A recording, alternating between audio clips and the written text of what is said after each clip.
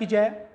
आज हम ऐसे एक योद्धा के बारे में बातचीत करने वाले हैं जिसका इतिहास हमें पढ़ाया नहीं जाता, जिसके बारे में हमें बताया नहीं जाता। ये वो योद्धा हैं जिनकी शरीर के टुकड़े टुकड़े करके बोटियां बोटियां काट दी गई, जिनकी एक आंख फोड़ दी गई, दूसरी आंख में गर्म चिमटा डालकर दूसरी आंख को भी फोड़ दिया गया, जिनके 5 साल के बच्चे को सामने लाकर उनके 5 साल के बच्चे का पहले हाथ काटा, फिर पैर काटा और हाथ पैर काटने के बाद उस 5 साल के बच्चे के तड़पते हुए धड़कते हुए दिल को निकालकर उस योद्धा के मुंह में ठूंसकर ये दबाव बनाने की कोशिश की कि तुम मुसलमान बन जाओ तो तुम्हें छोड़ देंगे, अगर मुसलमान नहीं बनोगे तो तुम्हें मार डालेंगे। लेकिन उस योद्धा की वीरता देखिए, वो वीर योद्धा गर्म शलाखों से शरीर की बोटी बोटी नोच ली गई, हड्डियों का ढांचा रह गया, लेकिन उसके बाद भी वो वाहेगुरु दा खालसा वाहेगुरु दी की फतेह के नारे लगाता रहा, जो झुका नहीं, जो डटा नहीं, जो बिका नहीं। ऐसे वीर योद्धा आज हम वीर बंदा बैरागी की बात करते हैं। मैं बहुत दुख मानता हूं कि यदि पंजाब की बात करें, पंजाब के क्षेत्र को, महाराष्ट्र के कुछ क्षेत्र को, नांदेड़ का क्षेत्र जहां पर उनकी कर्म भूमि रही है, उस क्षेत्र को छोड़ दिया जाए तो इस 35 करोड़ के हिंदुस्तान में करोड़ों ऐसे हिंदुस्तानी मिले होंगे जिन्होंने बंदा बैरागी का कभी नाम नहीं सुना। पाठ्यक्रम में हमें औरंगजेब के बारे में, जहांगीर के बारे में, शाहजहां के बारे में, अकबर के बारे में, बाबर के बारे में, हुमायूं के बारे में खूब बताया जाता है, खूब पढ़ाया जाता है। हमें पढ़ाया जाता है कि विदेशी आते रहे और हमें रोनते रहे। हमें यह नहीं पढ़ाया जाता कि हमारा एक योद्धा, एक सन्यासी, एक बैरागी, एक संत, एक हमारा बैरागी यदि धनुष उठा लेता है, तलवार उठा लेता है तो कैसे साम्राज्यों को हिला देता है। तो आज वीर बंदा बैरागी का अवतरण दिवस है। इस अवतरण दिवस पर हम पूरे भारत की ओर से, पूरे पतंजलि योगपीठ परिवार की ओर से वीर बंदा बैरागी को स्मरण करते हैं, उनको नमन करते हैं। वीर बंदा बैरागी एक ऐसे सिख सेना नायक थे, पहले सेनापति थे। उनको बंदा बहादुर, स्वामी लक्ष्मण देव और माधोदास भी कहते हैं। वीर बंदा बैरागी वो थे जिन्होंने सबसे पहले मुगल अजय हैं इस भ्रम को तोड़ डाला।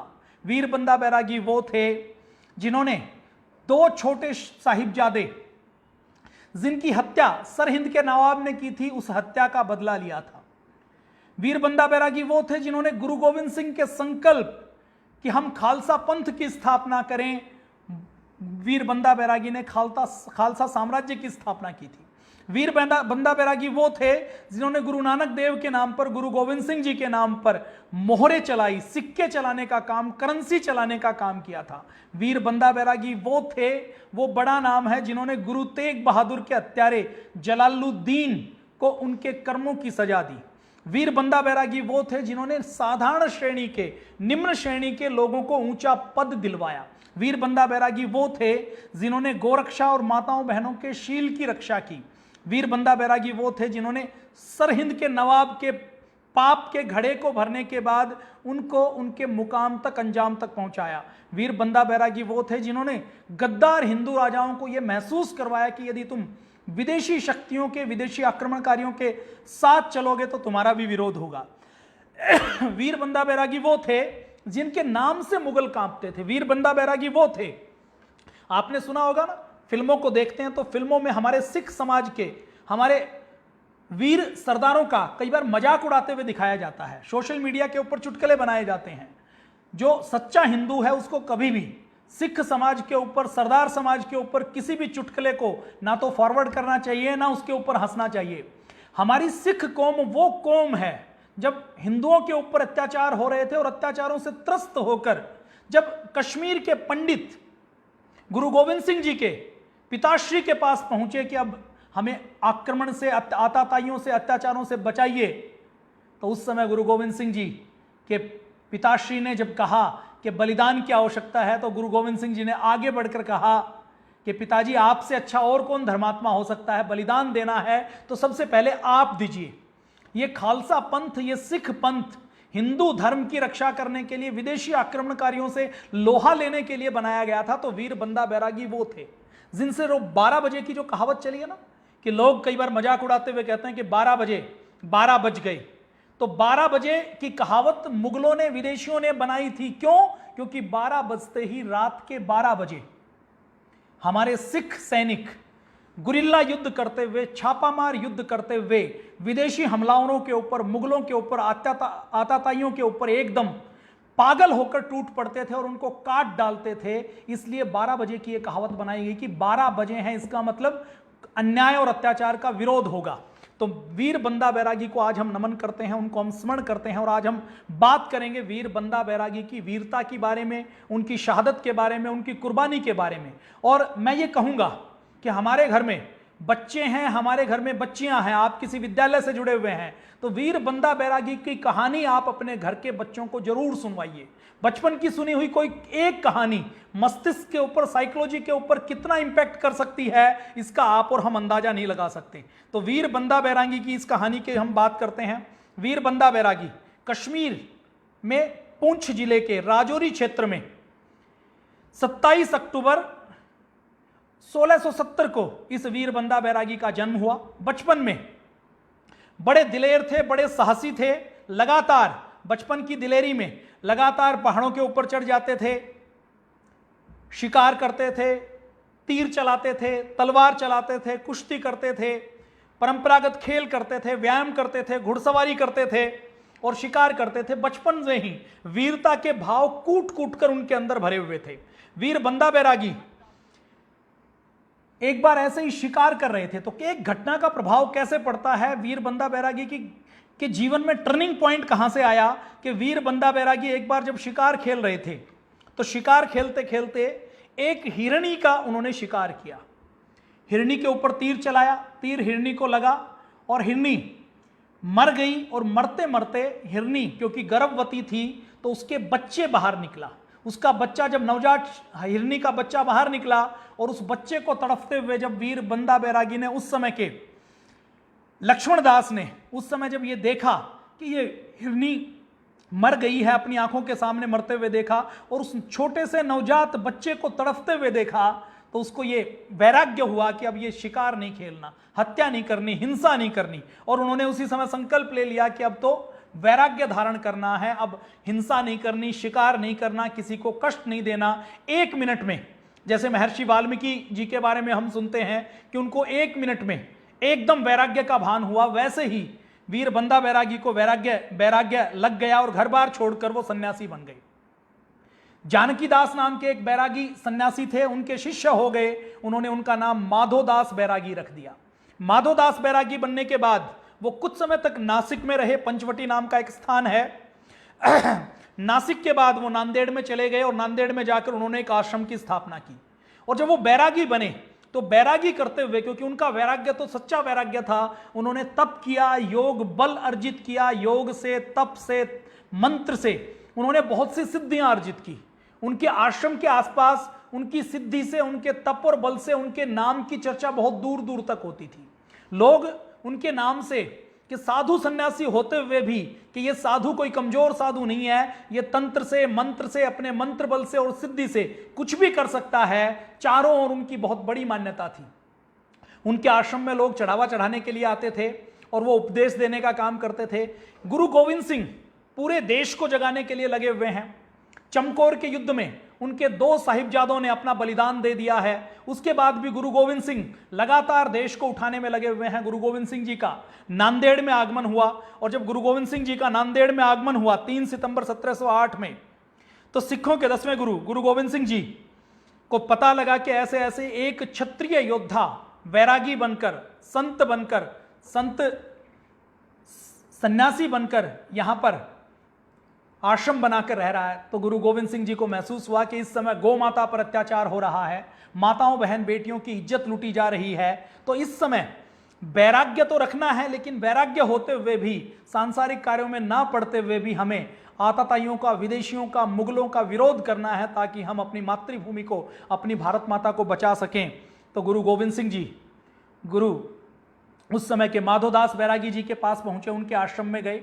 उनके आश्रम में जाकर, क्योंकि उस समय माधोदास बैरागी जी अपने आप में एक बहुत बड़े गुरु माने जाते थे, उनको भी थोड़ा सा इस बात का अहंकार था कि मेरे पास बहुत सिद्धियां हैं। तो गुरु गोविंद सिंह जी वहां जाकर माधोदास बैरागी जी के आसन के ऊपर बैठ गए, तख्त के ऊपर बैठ गए और उनके शिष्यों कि यहाँ आश्रम के अंदर कहा कि माधोदास बैरागी जी को बुलाया जाए। माधोदास बैरागी जी आए और उन्होंने जब देखा कि ये महान तपस्वी आए हैं, और गुरु गोविंद सिंह जी ने माधोदास बैरागी को जगाने के लिए एक नाटक किया, उनके आश्रम को अपवित्र करने के लिए अपने शिष्यों से किसी बकरे को काटकर वहां पर खून छिड़कवा दिया। तो माधोदास बैरागी जी ने देखा कि आश्रम अपवित्र हो गया है, तो वो नाराज हो गए। वो कहने लगे कि मेरे आश्रम को गंदा कैसे कर दिया, यह आश्रम तो बहुत अपवित्र हो गया है। तो गुरु गोविंद सिंह जी ने उनको कहा कि तुम केवल इस छोटे आश्रम की चिंता करते हो, पूरे भारतवर्ष के अंदर गौ माता को काटा जा रहा है, माताओं बहन बेटियों का शील भंग किया जा रहा है, छोटे बच्चों को मारा जा रहा है, धर्म परिवर्तन किया जा रहा है। तुम छोटे आश्रम की चिंता मत करो, पूरे भारत के अंदर गंदगी फैल रही है, पूरे भारत अपवित्र हो रहा है, तो इस पूरे भारत को बचाना है। उस समय के माधोदास बैरागी, उन्होंने गुरु गोविंद सिंह जी के आह्वान को समझा और गुरु गोविंद सिंह जी के शिष्य बन गए। गुरु गोविंद सिंह जी ने माधोदास बैरागी जी को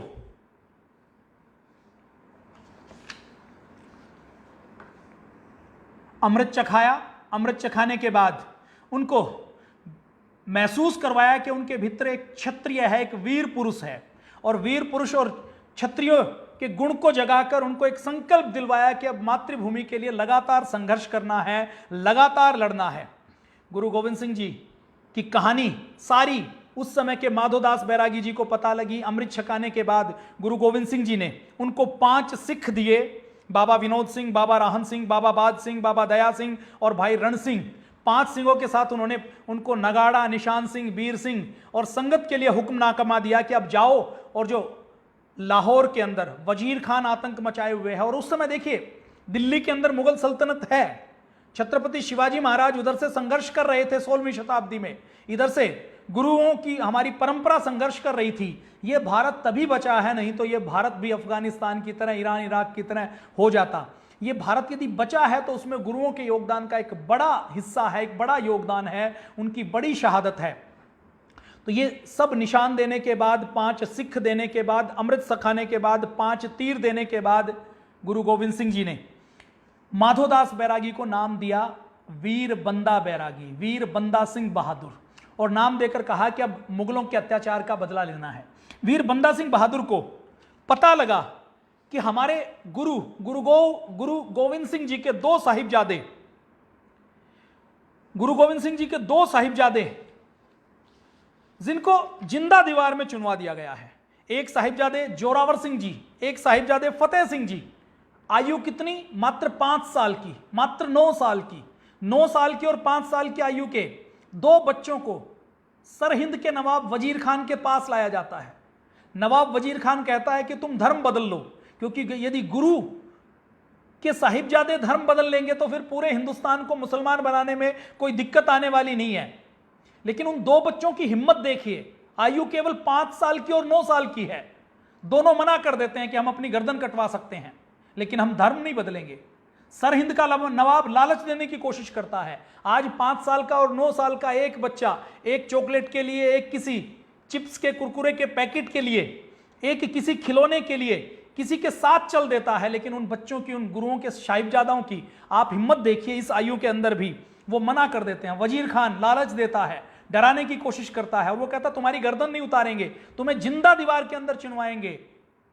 लेकिन दोनों साहिबजादे जोरावर सिंह जी और फतेह सिंह जी दोनों मना कर देते हैं। उसके बाद वजीर खान जल्लादों को बुलवाता है, दीवार चिनवाई जाती है, जिंदा दीवार के अंदर उनको चुन दिया जाता है। अब क्योंकि हाइट के हिसाब से जो छोटे साहिबजादे हैं उनके सिर तक पहले दीवार आ जाती है, तो बड़े साहिबजादे दुखी होकर कहते हैं, कुर्बानी देते हुए, शहादत देते हुए कहते हैं कि मुझे बड़ा दुख है, तू मेरे बाद आया और मेरे से पहले जा रहा है।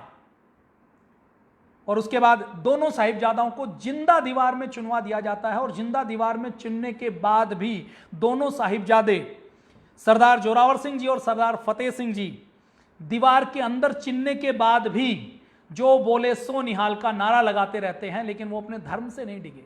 हम यदि अपने माताओं बहनों को, हम अपनी नई पीढ़ी को सरदार फतेह सिंह, सरदार जोरावर सिंह जी के 5 साल और 9 साल की शहादत के बारे में बता देंगे, तो वो किसी शांति प्रिय कौम के, मजहब के व्यक्ति के चक्कर में नहीं आ सकती, वो कहीं झुक नहीं सकती, कहीं डिग नहीं सकती, उनका ईमान कहीं डोल नहीं सकता। दिक्कत यह है कि हमने इतिहास से अपने सच्चे नायकों को गुमनाम कर दिया। वीर बंदा बैरागी की कहानी यदि किसी बच्चे को सुना दी जाए और वो बच्चा सुनने के बाद किसी विदेशी आक्रांता, किसी विदेशी हमलावर की मान्यताओं को मान ले, अपना धर्म बदल ले या झुक ले जाए, ऐसा हो ही नहीं सकता। लेकिन हमारे देश के अंदर तो सेक्युलर इतिहास पढ़ाया जाता है, पुस्तकों के अंदर गायब किया जाता है। पाठ्य पुस्तकों में तो कहा यहां तक जाता है कि जिस क्षेत्र से बंदा बैरागी का जुड़ाव हुआ उस क्षेत्र की पाठ्य पुस्तकों में भी उनको पढ़ाया नहीं जाता है। तो पाठ्य पुस्तकों में चाहे उनको पढ़ाया जाए या नहीं पढ़ाया जाए, लेकिन हम उनके बारे में लगातार बात करेंगे। तो वीर बंदा बैरागी को जब पता लगा कि गुरु गोविंद सिंह जी के दोनों साहिबजादे सरदार जोरावर सिंह और सरदार फतेह सिंह जी ने इस प्रकार से अपनी शहादत दी है, अपनी कुर्बानी दी है, तो उनका खून खोल उठा और उन्होंने निर्णय लिया कि सबसे पहले सरहिंद के नवाब वजीर खान को उसके अंजामों का, उसके पापों का दंड देना है। और सेना बनाने के लिए चल पड़े। सेना बनाने के लिए चले तो देखिए 5 सिख सिपाही हैं, केवल 5, और अकेले वीर बंदा बैरागी हैं। उन 5 के साथ कैसे सेना बनाई जाती है? नांदेड़ से ग्वालियर के पास के एक गांव में पहुंचे। ग्वालियर के पास के गांव में जब गांव के लोगों ने सोचा कि ये तो शाही सेना के, मुगल सेना के लोग हैं, तो उन्होंने वो छुपकर जाने लगे, गांव खाली करने लगे। तो वीर बंदा बैरागी ने उनको कहा कि हम मुगल सेना के लोग नहीं हैं, हम आपको मारने के लिए नहीं आए हैं, हम तो गुरु गोविंद सिंह जी के खालसा पंथ के सिख सिपाही हैं, सैनिक हैं, जो हिंदू धर्म को बचाने के लिए निकले हुए हैं। तो गांव वालों ने उनका यकीन नहीं किया। गांव वालों ने कहा कि यदि आप वाकई गुरु गोविंद सिंह जी के सिपाही हैं तो आप हमारी रक्षा कीजिए, इस गांव के अंदर डाकुओं का बहुत बड़ा आतंक है। तो गुरु गोविंद सिंह जी ने कहा कि ठीक है, डाकुओं से हम निपटेंगे। उन्होंने गांव के युवाओं को तैयार किया और कहा कि तुम केवल अपने घर के कृषि लाठी से, कुल्हाड़े से, फरसे से, जो तुम्हारे पास हथियार है, तुम सेकंड लाइन में रहना, हम जो कुछ सिख सैनिक है वो फर्स्ट लाइन में रहेंगे और डाकू आएंगे तो उनका मुकाबला करेंगे। गांव के ऊपर डाकुओं ने धावा बोला ग्वालियर के पास। पहली पंक्ति में वीर बंदा बैरागी और 5 सैनिकों ने उनका मुकाबला किया। दूसरी पंक्ति में उन्होंने गांव के युवाओं को, जो डाकुओं के नाम से थरथर कांपते थे, गांव को खाली छोड़कर चले जाते थे, उनके अंदर वीरता भर दी। और वीरता भरने के बाद पहले गांव को डाकुओं से मुक्त करवाया। और वीर बंदा बैरागी और सिख सैनिकों की हिम्मत को देखते हुए गांव के सैकड़ों नौजवान खड़े हो गए कि हमें वीर बंदा बैरागी की सेना में शामिल होना है। जो वीर पुरुष होते हैं, महापुरुष होते हैं, वो अकेला चलते हैं और अकेला चलने के बाद अपने आप उनके पीछे काफिला होता है, कारवां होता है। ऐसे वीर बंदा बैरागी गुरु गोविंद सिंह जी ने उनके अंदर देख लिया था कि ये सामान्य बैरागी नहीं है। इसने यदि माला को छोड़कर भाला उठा लिया, इसने यदि शास्त्र को छोड़कर शस्त्र उठा लिया, ये यदि संत की जगह सैनिक बन गया, ये यदि संत की जगह सिपाही बन गया, सेनापति बन गया, तो बहुत बड़ा काम कर सकता है। तो गुरु गोविंद सिंह जी ने जैसी पहचान की थी, वैसे ही थोड़े ही समय में वीर बंदा बैरागी ने एक बड़ी सेना को इकट्ठा कर लिया। और सेना को इकट्ठा करने के बाद वीर बंदा बैरागी ने, देखिए उस समय क्या होता था, उस समय ये हरियाणा और पंजाब का जो क्षेत्र है, दिल्ली के जो आसपास का क्षेत्र है, यहां पर मुगलों का अत्याचार चलता था। मुगलों का अत्याचार कैसे चलता था कि कोई डोली जा रही है तो चलती हुई डोली से नवविवाहिता को उतार लिया जाता था, उसके साथ बलात्कार किया जाता था। कुछ इलाके ऐसे हैं उत्तरी भारत में जहां पर मुसलमान नवाब होते थे, पीर होते थे, वो एक परंपरा बना देते थे गांव में कि इस गांव में किसी की यदि शादी होगी और शादी होने के बाद जो नवविवाहिता होगी, उस नवविवाहिता को कोला पूजन के नाम से आना पड़ेगा। कोला पूजन क्या होता था?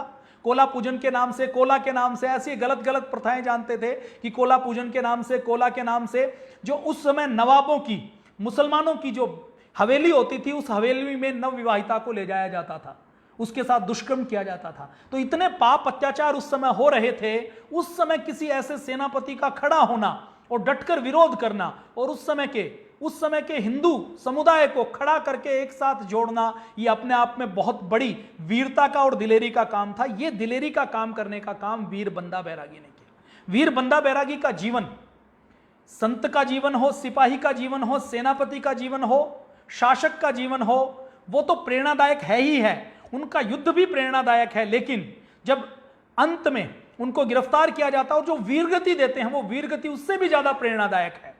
कि कोई व्यक्ति कमजोर है, युद्ध लड़ना नहीं आता, वो यदि केवल वीर बंदा बैरागी को अपना आदर्श मानकर कि युद्ध लड़ा नहीं जाए, बेबस हो तो शहादत कैसे दी जाती है, केवल इसको भी सीख लिया जाए तो वीर बंदा बैरागी का जीवन हमें इसकी प्रेरणा देता है।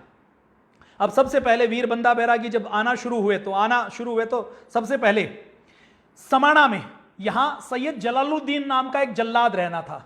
26 नवंबर 1709 को सबसे पहले समाना में उन्होंने अपनी सेना को लेकर आक्रमण किया और यहां पर एक सैयद जलालुद्दीन, देखिए आजकल बहुत बड़ा एक समुदाय है जो सैयद के नाम से सैयद की पूजा करने के लिए चला जाता है। मैं अधिक बात नहीं करूंगा, लेकिन हमारे आदर्श हनुमान जी हो सकते हैं, योगेश्वर भगवान श्री कृष्ण हो सकते हैं, मर्यादा पुरुषोत्तम श्री राम हो सकते हैं, और उनकी शक्ति के सामने और किसी व्यक्ति की कोई शक्ति नहीं हो सकती। तो ऐसी शक्ति उनकी रही है। तो सैयद जलालुद्दीन जिन्होंने गुरु तेग बहादुर के ऊपर तलवार चलाने का काम किया था, सबसे पहले वीर बंदा बैरागी ने सोचा कि सबसे पहले गुरु तेग बहादुर के अपमान का बदला लिया है। हमें यह तो बता दिया जाता है कि गुरुओं के ऊपर अत्याचार हुआ, लेकिन गुरुओं के ऊपर अत्याचार हुआ तो अत्याचार करने वाले अत्याचारियों को हमने कभी छोड़ा नहीं है, ऐसी हमारी परंपरा रही है। तो समाना में जाकर वहां पर उन्होंने गुरु तेग बहादुर जी के ऊपर तलवार चलाने वाले सैयद जलालुद्दीन को उसका सिर काटकर गुरु तेग बहादुर जी की शहादत का बदला लिया। और बदला लेने के बाद सोनीपत आए। सोनीपत आने के बाद सोनीपत को जीता, नारनौल को जीता, सढौरा को जीता। वीर बंदा बैरागी ने 10 लड़ाइयां लड़ी और 10 लड़ाइयों में से वो एक भी लड़ाई को हारे नहीं। अंतिम लड़ाई जब उन्होंने गुरदासपुर के पास के किले में लड़ी तो उस किले को बाहर से घेर लिया गया। अंदर केवल 1 से 1.5 हजार की संख्या में सिख सैनिक हैं और बाहर से लाखों की संख्या में मुगल सेनापति ने, दिल्ली से पूरी रसद आ रही है, पूरे उत्तर भारत की फौज लगी हुई है पकड़ने के लिए, उसको घेर लिया था। तो उस समय उनको जब रसद खत्म हो गई, जब सब कुछ खत्म हो गया, तो उनको धोखे से गिरफ्तार किया गया। हारे कोई भी युद्ध नहीं। तो ये नारनौल जीता, सढौरा जीता, 10 लड़ाइयां लड़ी। ये जो हमारे यहां जगाधरी के आसपास का इलाका है, करनाल के आसपास का इलाका है, यमुनानगर के आसपास का इलाका है, समाना को जीता, गुड़ाम को जीता, शाहबाज को जीता, कुंजपुरा जो वजीर खां का गांव था, उस वजीर खां के गांव में जो वजीर खां जैसे आतताई और अत्याचारी रहते थे, उस गांव को पूरा तहस नहस किया, वहां के पापियों को उनका बदला दिया। और वजीर खान ने उस समय, जब वजीर खां को पता लगा कि वीर बंदा बैरागी कुंजपुरा की ओर जा रहे हैं जो उनका पैतृक गांव है, तो वजीर खां ने 4000 सिपाहियों की फौज, घुड़सवार वहां पर भेजे कि वीर बंदा बैरागी की शक्ति का जायजा लेते हैं कि कितनी शक्ति इसके अंदर है। लेकिन उन सिपाहियों के पहुंचने से पहले ही वीर बंदा बैरागी ने कुंजपुरा के सारे पापियों को दंड दिया और दंड देने के बाद उस शाही सेना से भी भिंडत की लड़ाई लड़ी और लड़ाई करने के बाद उनकी शाही सेना को धूल चटाकर उनके घोड़ों के ऊपर, उनकी रसद के ऊपर, उनके हथियारों और तोप तलवारों के ऊपर कब्जा कर लिया। उसके बाद वीर बंदा बैरागी मुस्तफाबाद को जीता, कुंजपुरा को जीता। मुस्तफाबाद के बाद उन्होंने, देखिए अब कपूरी नाम की एक जगह है, कपूरी का जो हाकिम कदमदीन होता था वो बहुत जालिम था, बहुत क्रूर था। वो हिंदू महिलाओं को डोली से निकालकर उनके साथ बलात्कार करने का काम किया था, अय्याशी के अड्डे खोल रखे थे। बाबा बंदा बहादुर ने उसका सिर काटा और उन्होंने जो हिंदू महिलाओं के साथ उनका सतीत्व भंग किया था उसके अपमान का बदला लिया। ऐसे ही सढौरा में, सढौरा के हिंदू बाबा बंदा बहादुर के पास आए और उन्होंने बताया कि सढौरा के अंदर जो मुसलमान किलेदार है, दिल्ली मुगल सल्तनत का जो यहां पर जमींदार है मुसलमान, वो हमें मुर्दों का दाह संस्कार नहीं करने देता, गायों को मारते हैं, हमारे सामने काटते हैं और काटी हुई गायों के अंतड़ियों को रास्ते में डाल देते हैं, हमारे घरों के सामने लटका देते हैं, मंदिरों के अंदर फेंक देते हैं। ऐसा अत्याचार कर रहे हैं। सढौरा का हाकिम उस समय उस्मान खान था। उस्मान खान के अत्याचारों का जब बंदा बहादुर को पता लगा तो बंदा बहादुर अपनी सेना लेकर पहुंचे, उस्मान खान को मारा, उसके महल को जलाया और जितने आतताई थे उनको दंड देने का काम किया। तो यह वीर बंदा बैरागी ने किया।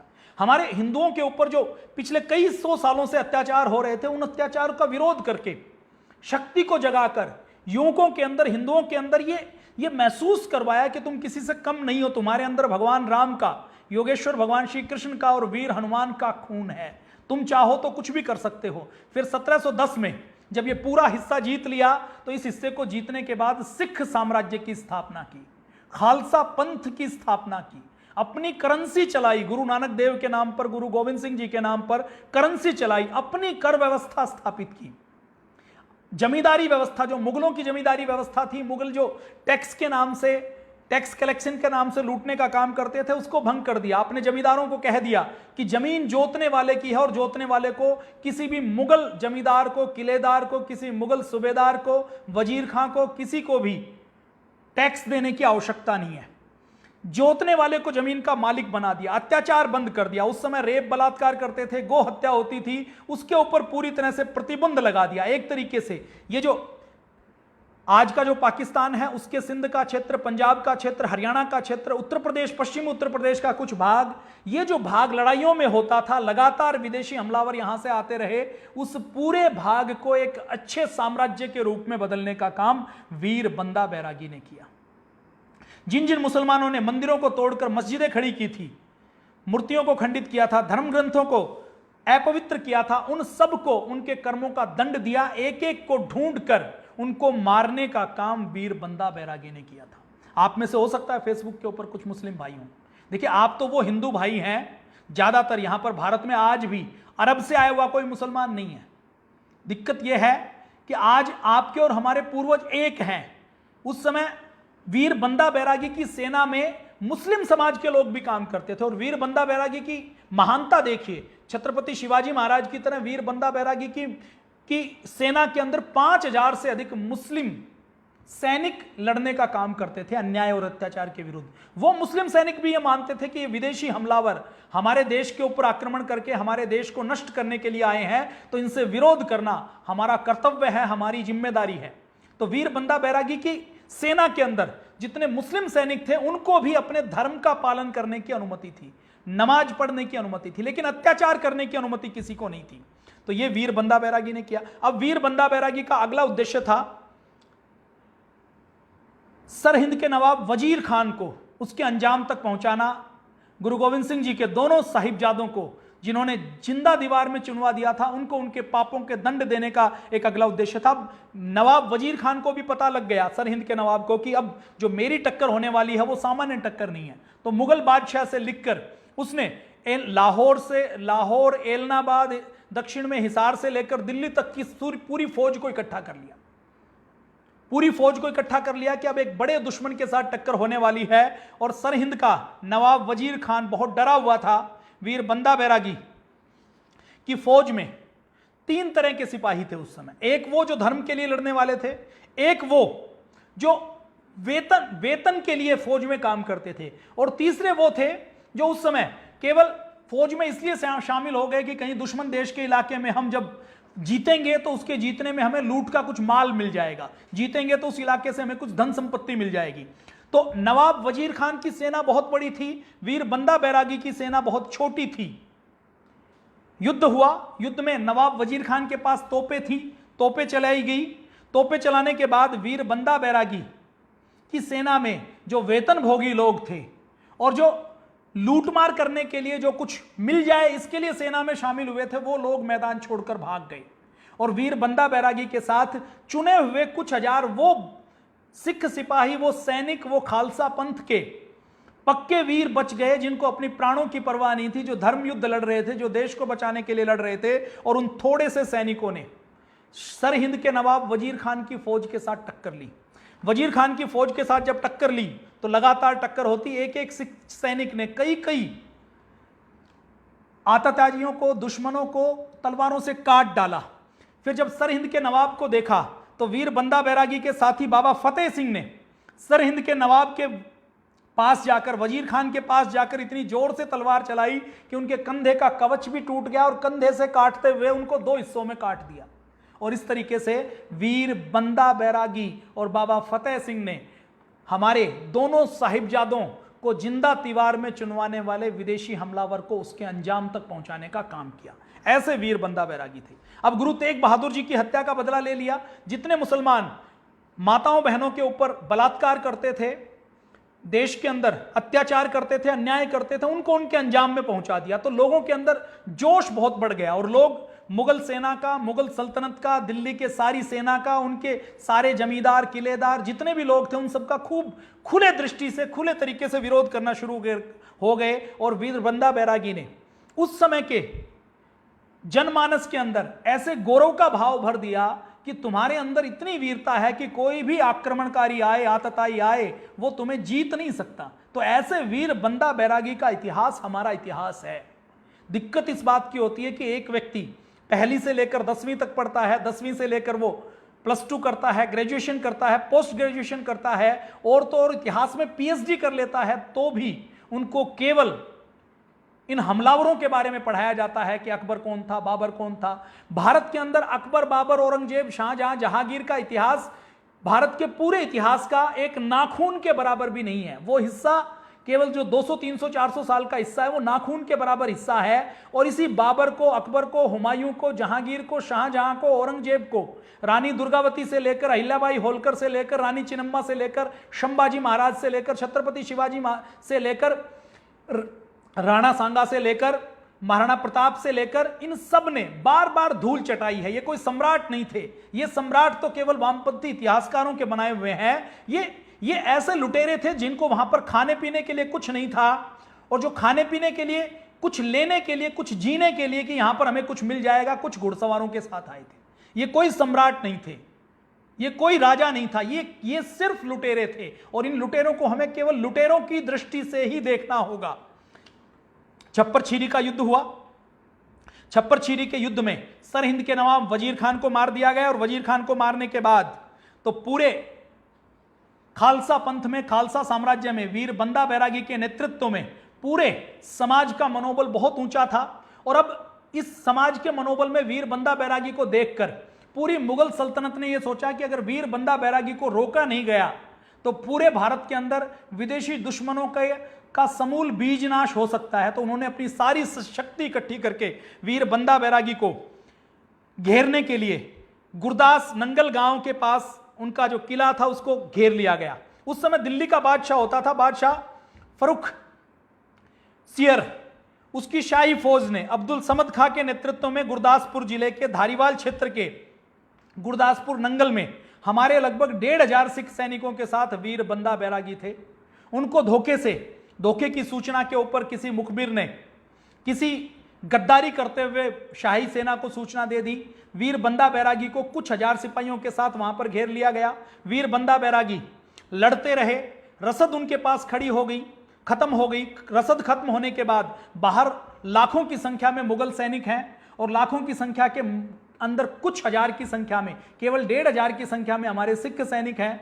उनके पास जब खाने के लिए कुछ नहीं बचा तो पेड़ों की छाल उतारकर उन्होंने खाई, उन्होंने पशुओं का कच्चा मांस खाया, और जब कुछ नहीं बचा और उसके बाद फिर अंतिम युद्ध करने के लिए निकल गए। उसके बाद धोखे से, अब क्योंकि सामने बहुत बड़ी सेना है, आधे सैनिक बीमार हो चुके हैं, आधों के पेट के अंदर इंफेक्शन हो चुका है, बीमार हो चुके हैं, कमजोर हो चुके हैं, तो उस समय धोखे से दुश्मन सेना ने वीर बंदा बैरागी को गिरफ्तार कर लिया, उनके पूरे परिवार को गिरफ्तार कर लिया, और उनके साथ हमारे लगभग 800 सिख सैनिकों को गिरफ्तार कर लिया। जिन 800 सिख सैनिकों को गिरफ्तार कर लिया, और गिरफ्तार करने के बाद उन 794 सिख सैनिकों के साथ उनको गुरदासपुर के नंगल गांव से लाहौर में घुमाते हुए, गलियों में घुमाते हुए, ऊंट के ऊपर बिठाकर पिंजरे के अंदर बंद करके उनको दिल्ली लाया गया। और देखिए मुगल सेना किस प्रकार से वीर बंदा बैरागी के नाम से डरती थी। वीर बंदा बैरागी की सेना जब आक्रमण करती थी तो लोग, दुश्मन, उनके बारे में ये बात करते थे कि ये कुछ तंत्र विद्या जानते हैं, ये मंत्र जानते हैं, ये कहीं भी गायब हो सकते हैं, कहीं से भी निकल सकते हैं। तो जब वीर बंदा बैरागी को गिरफ्तार किया गया तो उनके हाथों के अंदर भी हथकड़ी बांधी गई, बाजुओं के अंदर हथकड़ी, गले के अंदर हथकड़ी, पैरों के अंदर हथकड़ी, कमर के अंदर हथकड़ी, क्योंकि मुसलमान आताताइयों को यह लगता था कि ये कुछ विशेष सिद्धि को जानते हैं और ये कहीं से भी गायब हो सकते हैं।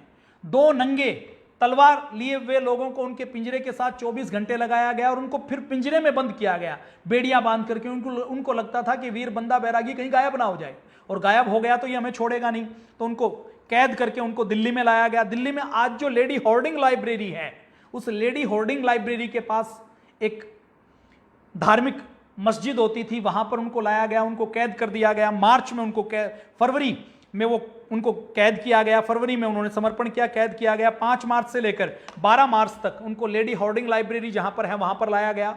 और वहां पर लाने के बाद हर शुक्रवार को जुम्मे की नमाज के बाद 100 सैनिकों को लाया जाता, उनको मैदान में इकट्ठा किया जाता, वीर बंदा बैरागी और उनके 5 साल के बेटे को लाया जाता, वीर बंदा बैरागी को एक साइड में खड़ा किया जाता, मुसलमान आता था एक साइड में खड़ा होता, उनका जल्लाद खड़ा होता, उनका काजी खड़ा होता, फिर 100 लोगों को, सिखों को लाइन में लाया जाता। उनके ऊपर अत्याचार तो पहले से ही हो रहे थे, भूखा प्यासा रखा जाता था। कैसे भूखा प्यासा रखा जाता था उसकी भी हम चर्चा करेंगे। तो एक लाइन में खड़ा किया जाता, फिर उनसे कहा जाता था कि तुम धर्म बदल लो तो हम तुम्हें छोड़ देंगे, यदि तुम धर्म नहीं बदलोगे तो तुम्हें मार दिया जाएगा। फिर वीर बंदा बैरागी और उसके 5 साल के बच्चों के सामने, और जो 800 सैनिकों में से 100 लोगों को तो सामने लाया जाता था, बाकी 700 को पीछे खड़ा किया जाता था कि तुम देखो हम कैसे अत्याचार करते हैं। और फिर उन 100 लोगों को एक एक करके, आज आप टीवी के ऊपर देखते हैं ना, जैसे आईएसआई एक एक व्यक्ति को लाइन में खड़ा करके गोली मारती है या सिर कलम करती है, ठीक उसी तरह के अत्याचार उस समय किए जाते थे। लाइन में खड़ा करके एक एक सिख सैनिक की गर्दन काटी जाती थी। और आप उन सैनिकों की हिम्मत देखिए, उनको पता है हमें मरना है, मरने के बाद भी उन्होंने अपना धर्म नहीं छोड़ा, अपनी पूजा पाठ की पद्धति नहीं छोड़ी, अपने समर्पण को, अपने संकल्प को, अपने संघर्ष को नहीं छोड़ा। उनका संकल्प था कि हम मर जाएंगे, कोई चिंता की बात नहीं है, लेकिन हम झुकेंगे नहीं, हम रुकेंगे नहीं, हम डटेंगे नहीं। हमें वो इतिहास पढ़ाया नहीं जाता, हमें तो यही पढ़ाया जाता था कि बाहर से कुछ लोग आए और हमने आत्मसमर्पण कर दिया। हमारा आत्मसमर्पण ऐसा आत्मसमर्पण नहीं था। हमने आत्मसमर्पण करते हुए भी बलिदान की पराकाष्ठा को प्राप्त किया है।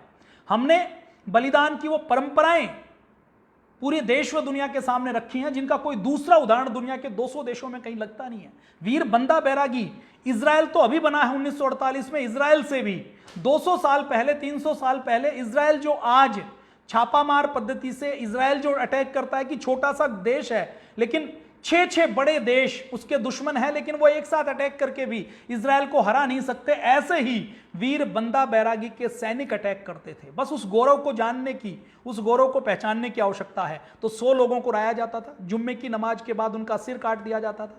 अगले शुक्रवार को फिर 100 लोगों को लाया जाता था मैदान के अंदर, वीर बंदा बैरागी को खड़ा किया जाता था, उनके बेटे को खड़ा किया जाता था, बाकी के 600 लोगों को खड़ा किया जाता था। फिर काजी पूछता था कि यदि जीवित रहना चाहते हो तो धर्म बदल लो, इस्लाम धर्म को स्वीकार कर लो। वो फिर कहते थे कि हम इस्लाम को स्वीकार नहीं करेंगे, हमें मरना मंजूर है।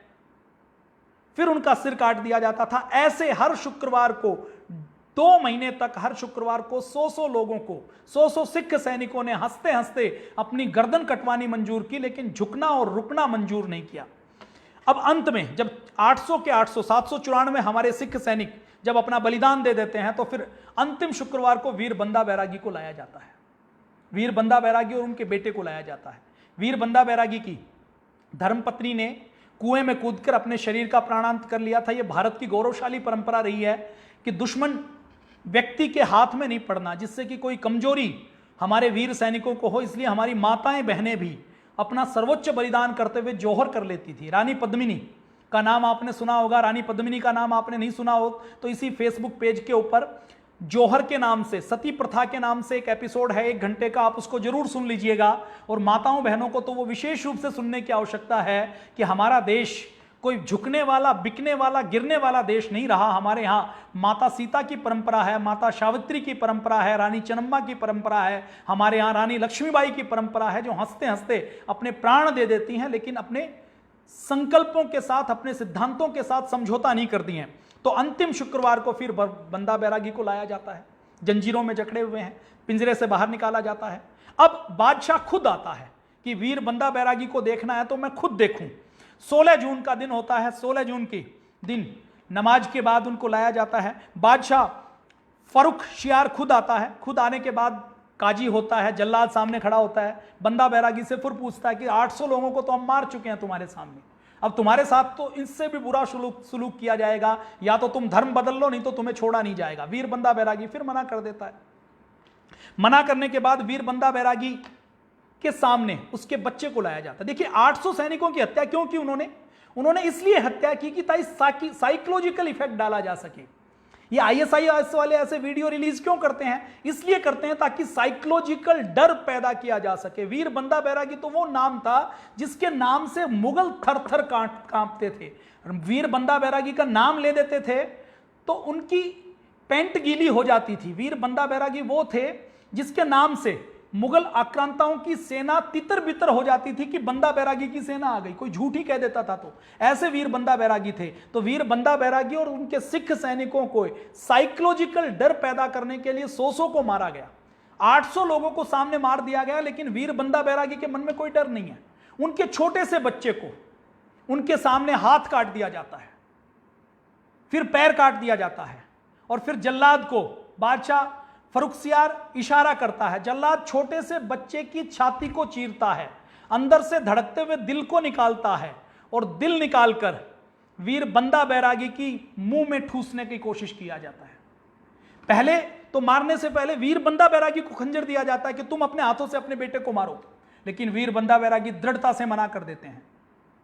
तो उनके सामने उनके छोटे बेटे को मारकर उनका दिल निकाला जाता है। उसके बाद भी उस व्यक्ति की हिम्मत देखिए जो टस से मस नहीं हुआ।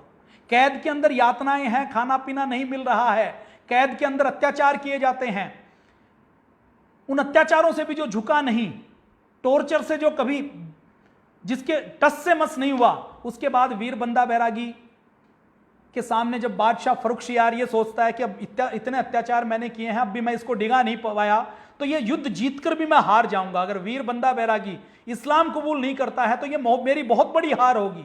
और देखिए, भारत की यही ताकत है। हमें अपने गुरुओं को इसलिए पढ़ना चाहिए कि हार कर कैसे जीता जाता है। हमारे यहाँ जो जौहर होता था, उस जौहर में हमारी माताएं बहनें, हमारी रानियां अपने शरीर को भस्म करके, यदि कोई आतताई कोई दुश्मन बड़ा भी होता था तो बड़ा होने के बाद भी वो जब राज्य जीत जाता था तो उसको राज्य नहीं मिलता था, उसको खंडर मिलता था। तो जीतकर कैसे हारा जाए, ये हम अपने वीरों से, अपने शहीदों से, अपने क्रांतिकारियों से सीख सकते हैं। तो वीर बंदा बैरागी के सामने उनके छोटे से बच्चे को कत्ल कर दिया जाता है। कत्ल करने के बाद बादशाह सोचता है कि मैं तो वीर बंदा बैरागी को झुकाकर दिखाऊंगा, डिगाकर दिखाऊंगा, हिलाकर दिखाऊंगा।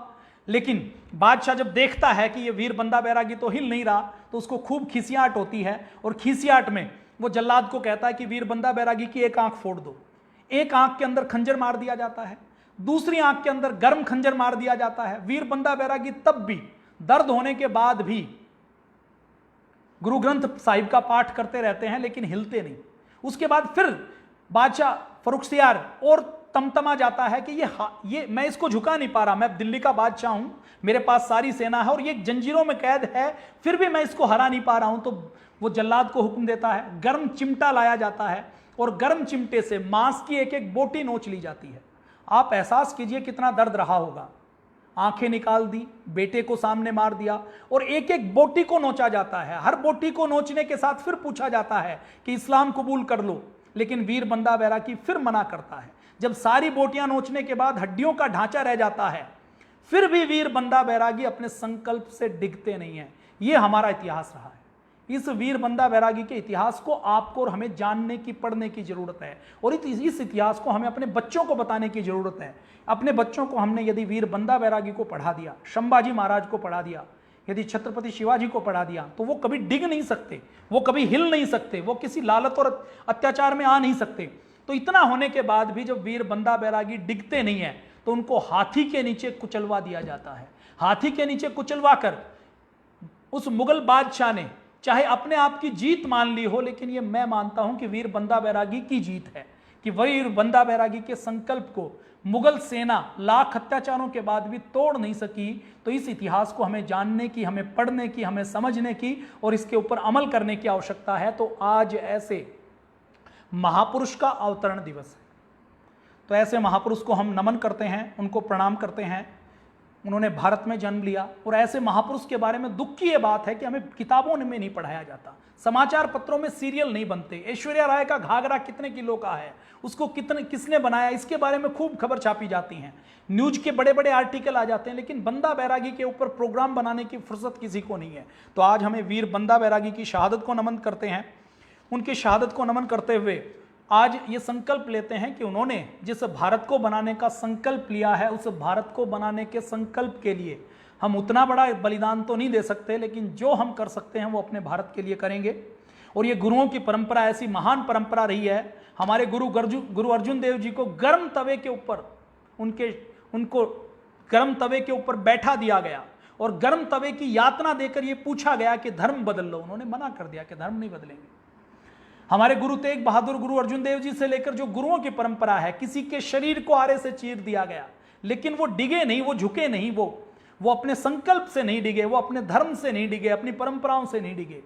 किसी को गर्म तेल की कढ़ाई में, गर्म कढ़ाई के अंदर उनके शरीर को डाल दिया गया, लेकिन फिर भी उनका संकल्प डिगा नहीं। अन्याय, अत्याचार जो क्रूर से क्रूर हो सकते हैं, वो सारे अत्याचार किए गए, लेकिन हमारे गुरुओं का संकल्प इतना बड़ा रहा है कि वो संकल्प हम यदि पढ़ लें, हम यदि उसके ऊपर अमल कर लें, तो उसके सामने सब कुछ बोना पड़ जाता है। हम नेपोलियन का नाम सुनते हैं कि नेपोलियन बहुत बड़ा सेनापति था।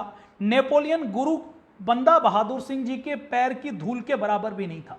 नेपोलियन ने जो युद्ध लड़े हैं वो बड़ी बड़ी सेना के दम पर लड़े हैं, लेकिन हमारे वीर बंदा बहादुर ने जो युद्ध लड़े हैं वो छोटी सी सेना को कैसे बड़ा बनाकर कैसे युद्ध किया जाता है वो हमें दिखाया है। और उनके सैनिक, उनकी सिख संगत, उनका संगठन कैसा था, मैं एक उदाहरण आपके सामने देता हूं।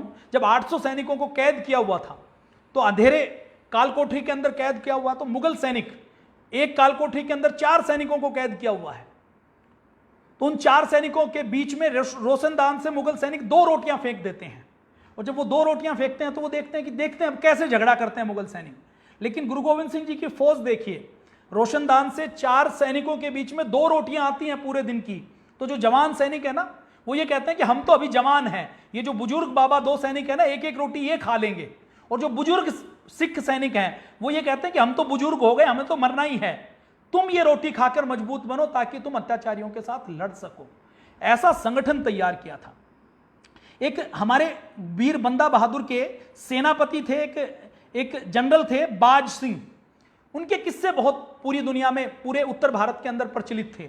तो बाज सिंह को जब कैद करके लाया गया तो बादशाह ने कहा कि हम तो बाज सिंह का बहुत नाम सुनते थे, तो ये तो कैदियों में, हथकड़ी बेड़ियों में कैद होके बिल्कुल मेमने की तरह हैं। तो बाज सिंह ने कहा कि एक बार खोल के तो दिखाओ।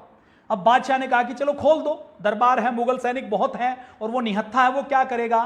तो बाज सिंह की हथकड़ी बेड़ियां, वीर बंदा बहादुर के सैनिक कैसे थे, एक बार खोली जाती हैं, हथकड़ी बेड़ी खोलते ही जो पास में जो 2 सैनिक हैं उनको वो अपने बाजुओं के अंदर दबोच लेते हैं और 2 सैनिकों को वहीं पर मार देते हैं। तो बादशाह को तुरंत फिर हुक्म देना पड़ता है कि बाज सिंह को दोबारा हथकड़ी बेड़ियों के अंदर जकड़ दिया जाए। तो ऐसी सेना हमारे वीर बंदा बहादुर ने तैयार की थी। एक और उनके सैनिक कैसे थे, कितनी दिलेरी थी, आप अंदाजा लगाइए। एक ऐसा सिख युवा जिसकी अभी दाढ़ी मूछ नहीं आई थी, उस दाढ़ी मूछ नहीं आई थी, उस सिख युवा को जब कहा गया कि तुम वीर बंदा बहादुर की सेना में थे, तो उसने कहा कि मैं था। अब उस सिख युवा की मां वो डर जाती है और वो डरकर अपने बेटे की जान बचाने के लिए राजा के पास, बादशाह के पास पहुंच जाती है और बादशाह के पास पहुंचकर झूठ ये कह देती है कि मेरे बेटे को तो ये सिख सैनिक जबरदस्ती हमारे गांव में हमला किया और हमला करने के बाद जबरदस्ती पकड़ में ले गए, वो तो अपनी मर्जी से सिख सेना में शामिल नहीं हुआ था। अब उसकी मां की बात को सुनकर बादशाह उसकी माफीनामा लिखकर दे देता है। अब माफीनामा लेकर जब वो कोतवाली में पहुंचती है, जहां पर जल्लाद दंड देने के लिए तैयार खड़ा है, तो संयोग देखिए उसी बच्चे का नंबर आने वाला है। अब मां पहुंचती है और वो जल्लाद को कहती है कि देखो मैं माफीनामा लिखवा कर लाई हूं, ये बच्चा तो निर्दोष है, ये इनके साथ शामिल नहीं है। तो अपनी मां के सामने वो बच्चा कहता है कि मेरी मां, अपनी मां के सामने वो बच्चा उस जल्लाद से कहता है कि मेरी मां झूठ बोल रही है। वो ये कहती है कि मैं इनमें शामिल नहीं हूं, तो ये झूठ है, मैं इनके अंदर शामिल हूं, मैं गुरु गोविंद सिंह जी की सेना का सिपाही हूं और तुम मुझे मार सकते हो तो मार दो, मैं इसी कौम का हूं, मैं इसी सिख खालसा पंथ का सिपाही हूं। तो ऐसे बलिदान की भावना गुरु गोविंद सिंह ने, गुरु तेग बहादुर ने, वीर बंदा बैरागी ने पैदा की थी और हम सब उन्हीं गुरुओं के शिष्य हैं, उन्हीं गुरुओं के हम वंशज हैं। तो आज हम उनको नमन करते हैं, उनको वंदन करते हैं। आप सब ने आज वीर बंदा बहादुर के अवतरण दिवस पर हमने उनके बारे में चर्चा की। मनोरंजन की चीज़ें खूब देखी जाती हैं यूट्यूब के ऊपर, फेसबुक के ऊपर। कोई नाचने गाने वाली औरत हो तो उसको लाखों लोग देख लेंगे, उस वीडियो के व्यूज हो सकते हैं। लेकिन हमें आज आवश्यकता है कि हम अपनी नई पीढ़ी को क्या दिखाएं, उसको क्या बताएं। एक और युद्ध की बात आती है, चमकौर का युद्ध। गुरु गोविंद सिंह जी और अपने 2 साहिबजादों के साथ और केवल 40 सिख सिपाहियों के साथ लाखों सैनिकों द्वारा घेर लिए जाते हैं। सामने 10 लाख सैनिक होते हैं और केवल 42 सिख सिपाही और गुरु गोविंद सिंह जी। चमकौर का युद्ध आप कभी गूगल कर लीजिएगा। चमकौर के युद्ध में 10 लाख सिपाहियों से हमारे 42 सिख सिपाही टक्कर लेते हैं। पूरी दुनिया में ऐसे किसी युद्ध का दूसरा कोई एग्जाम्पल नहीं मिलता, दूसरा कोई उदाहरण नहीं मिलता। अपने आप में एक विलक्षण उदाहरण कि 42 सिख सैनिक लाखों दुश्मन सिपाहियों की हत्या करते हैं, उनको मारते हैं, उनको मजा चखाते हैं, और 10 लाख की सेना होते हुए भी गुरु गोविंद सिंह केवल 42 सैनिकों के साथ हैं। गुरु गोविंद सिंह जी के 2 साहिबजादों का बलिदान हो जाता है। गुरु गोविंद सिंह जी का नेतृत्व देखिए, जब गुरु गोविंद सिंह जी युद्ध भूमि से निकलकर जा रहे होते हैं तो उनके साथ जो उनके साथी हैं वो देखते हैं कि गुरु गोविंद सिंह जी के बड़े साहिबजादे का पार्थिव शरीर वहां पर पड़ा हुआ है। तो वो कहते हैं, गुरु जी आप अगर अनुमति दें तो मैं एक चादर आपके साहिबजादे के इस पार्थिव शरीर के ऊपर चढ़ा दूं। तो गुरु गोविंद सिंह जी पूछते हैं कि क्यों? तो वो कहते हैं कि जी आपके साहिबजादे हैं, गुरु परंपरा के हैं, इनका सम्मान करना हमारा फर्ज बनता है। तो गुरु गोविंद सिंह जी कहते हैं कि ये जो दूसरे पार्थिव शरीर पड़े हैं जो युद्ध भूमि में वीरगति को प्राप्त हुए हैं, ये सिख सैनिक भी, क्या ये मेरे साहिबजादे नहीं है? क्या ये मेरे बेटे नहीं है?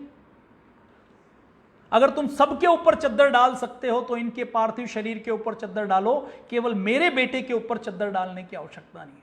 पूरी दुनिया में पूरे वंश का दान देना, पूरे वंश का बलिदान कर देना, ऐसा कोई एग्जाम्पल दूसरे किसी देश में मिलता नहीं है। तो ऐसी गौरवशाली परंपरा हमारे भारत की रही है। हमें आज छत्रपति शिवाजी महाराज को पढ़ने की आवश्यकता है, राणा सांगा को पढ़ने की आवश्यकता है, हमें आज महाराणा प्रताप को पढ़ने की आवश्यकता है, संभाजी महाराज को पढ़ने की आवश्यकता है, वीर बंदा बैरागी को पढ़ने की आवश्यकता है, गुरु गोविंद सिंह को पढ़ने की आवश्यकता है, गुरु तेग बहादुर को पढ़ने की आवश्यकता है।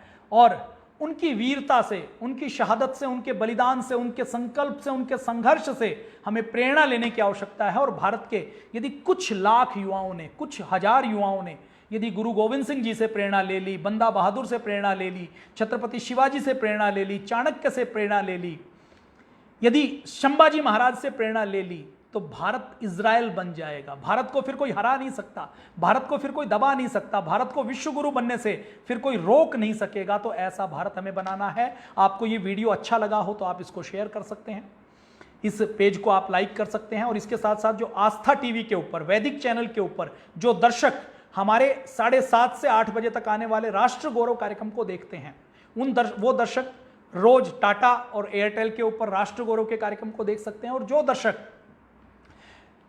7:30 से 8 बजे तक का समय नहीं निकाल सकते, वो आस्था ऐप डाउनलोड कर लें। आस्था ऐप को पर आपको वैदिक चैनल के सारे कार्यक्रम आपको वहां पर मिल जाएंगे। और ऐसे ही वीर शहीदों की, बलिदानियों की, हमारे ऐसे महापुरुषों की कहानियां आपको मिलेंगी जो अब हमारे जीवन को प्रेरणा दे सकती हैं। और ये इतिहास वो इतिहास है जो हमें पुस्तकों में नहीं पढ़ाया जाता, हमें बताया नहीं जाता। मैं दावा करता हूं कि आज यदि हम कनॉट प्लेस के ऊपर खड़े हो जाएं और कनॉट प्लेस के ऊपर खड़े होकर माइक लेकर कैमरे के ऊपर हम यदि 100 युवाओं से पूछें जो अपने आप में कूल डूड दिखते हैं, अपने आप को जो बहुत एक्सपर्ट कहते हैं, जो बहुत ये कहते हैं कि हम बहुत क्रिएटिव हैं, बहुत पढ़े लिखे हैं, मॉडर्न एजुकेशन सिस्टम से हम निकले हुए हैं, जो अपने आप को पूरा खूब हाई फाई मानते हैं, उनसे हम 100 युवाओं से पूछेंगे तो हो सकता है कोई 2-4 युवा ऐसे मिल जाएं जो बंदा बहादुर के नाम को जानते हों। तो बंदा बहादुर के नाम को दुनिया के कोने कोने में पहुंचाने की आवश्यकता है, पूरी दुनिया को बताने की आवश्यकता है कि ये वीर इतिहास हमारा रहा है। हमारा इतिहास हारों का इतिहास नहीं है, हमारा इतिहास कायरता का इतिहास नहीं है, हमारा इतिहास पराजय का इतिहास नहीं है, हमारा इतिहास वीरता का है, हमारा इतिहास विजय का है, हमारा इतिहास संकल्प और संघर्ष का है। तो आज के लिए इतना ही। जय हिंद, वंदे मातरम, भारत माता की जय।